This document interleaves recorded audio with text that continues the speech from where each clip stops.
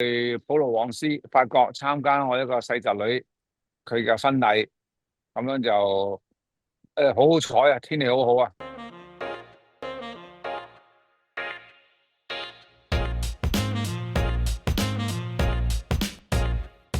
Hello，張導，你好，曾 Sir。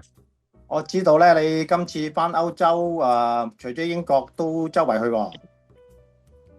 都主要去咗兩個地方啦，一個就係盧森堡啦，咁最近就嚟咗呢個法國啦，普羅旺斯啦，唔係，而家喺馬賽。你而家嘅背景背景喺馬賽嚟嘅。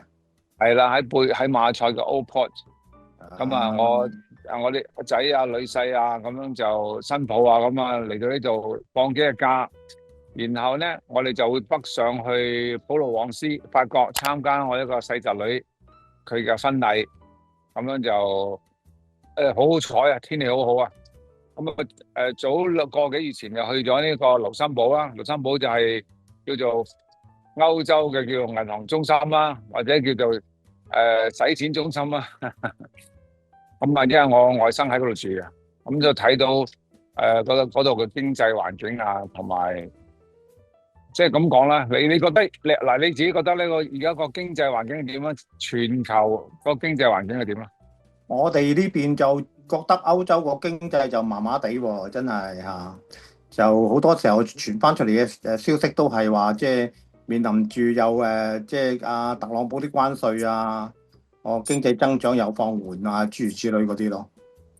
都係㗎，我睇咧就喺英國嚟講咧吓，即係英國係你知倫敦咧好多歐遊客㗎嘛，咁你嗯，睇到嗰個消費能力咧係弱一啲嘅，弱一啲係。嘅。咁嚟到咧就因為呢啲係叫旅遊區咧，都係因為嗱旅遊區咧就嗰個真正影響冇咁大，但你去到我哋早兩日啦去打嗰啲叫做paddleball 啊。咁你經過一啲地方咧，咁你覺得嗰啲地方咧嗰啲，即係真係都幾個亂，唔係好混亂個亂啊，係嗰啲地下啲垃圾啊，你睇下啱佢個市場賣完嘢之後咧，啲人咧佢冇一種叫做好開心嘅一種嘅心態，因為法國人咧其實好鬼開心嘅。咁但係嗯。喺呢度咧嗱，一般咧如果喺旅遊區你又唔係好覺嘅，佢都係好夜晚都係好旺嘅。只係講比香港咧，就係夜晚黑到呢度，尤其是佢哋食飯食得晏噶嘛。咁你覺嗯。得嗰個氣氛都仲係幾好嘅。但係如果喺倫敦睇咧，就發覺佢啲遊客咧使錢係少咗。呢度咧本地人咧，可能佢啲使慣食慣咧。咁你知啦，就算香港人都有一紮有錢人噶嘛。呢度佢係。去日本都唔會少噶，但係你啲打工仔咧就可能辛苦啲啦。啊。相比較倫敦嘅生活，你覺得兩地有咩分別啊？倫敦啲嘢咧食嘢又貴啦。嗱，講真，如果平食嘢咧，就算喺歐洲都有幾個地點㗎。葡萄牙即係相對係平嘅，嗯。巴塞啦，即係喺西班牙都係平嘅，即係食個好似米芝蓮咁嘅級數咧，就千幾蚊一家幾口六七口啦嚇。因為我講係舊年嘅事啊。但係嚟到法國咧，法國都平過倫敦，OK，平咗咁大概20%到啦。嗯。倫敦食嘢咧就真係貴，倫敦嘅 inflation 咧都犀利嘅。咁變咗嚟到食嘢就開心少少啦。我知道咧，一到呢個暑假咧，好多英國人咧就會走咗去西班牙啊，或者好似佢哋話法國啊咁去度暑嘅，因為即係正如你所講啦，嗰個消費又低啲啦，咁今年嘅情況係咪都係咁樣，都係好踴躍咧？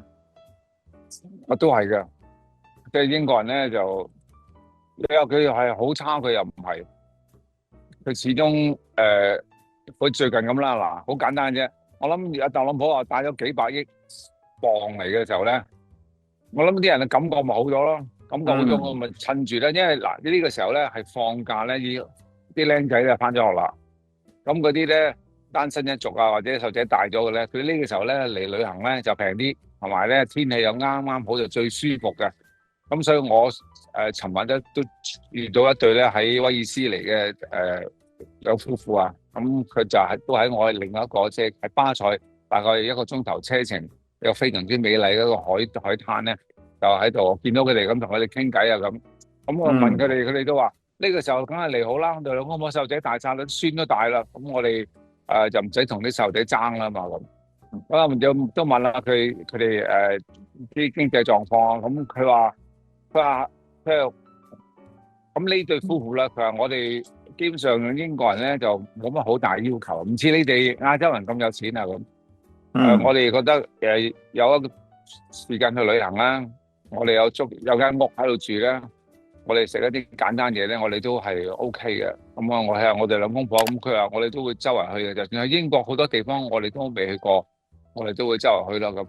佢種生活同我哋又唔同噶，我哋比較即係香港人或者係亞洲人比較繁忙一啲嘅，係中意買嘢，佢哋就比較少啲，簡單啲係咯。